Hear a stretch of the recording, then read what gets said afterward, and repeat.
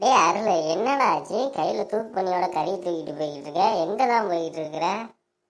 ஏக்கா எல்லாமே உங்களுக்கு விளக்கமாக சொல்லிக்கிட்டு இருப்பாங்களா? நான் தோப்புக்கு கறி எடுத்துக்கிட்டு போகிறேன். அதெல்லாம் உனக்கு புரியாது, வழியை விடு. குறுக்க வந்து நின்றுக்கிட்டு இருக்கிறேன். மாலா, உனக்கு ஒரு விஷயம் தெரியுமா? அருள் தோப்புக்கு கறி எடுத்துக்கிட்டு போயிட்டு இருக்கிறியா? ஏன்க்கா கறி சாப்பிட்ணுன்னா இங்கே சாப்பிட்லாம்ல? ஏன் தோப்பில் போய் உட்காந்து கறி சாப்பிட்றாங்க? என்னதான் பிரச்சனை உங்களுக்கு? அட, கறியை தனியாக விசேஷத்துலேருந்து கொண்டு போகிறாங்கன்னா என்னத்துக்குன்னு தெரியாதா?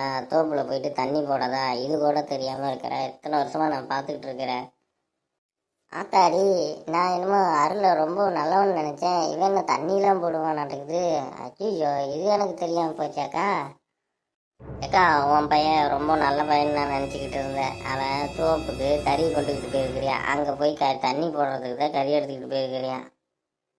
ஏய், என்னடி சொல்கிற? என் பையன் ரொம்ப தங்கமான பையனாச்சே, தண்ணிலாம் போட மாட்டியா? நீ வேற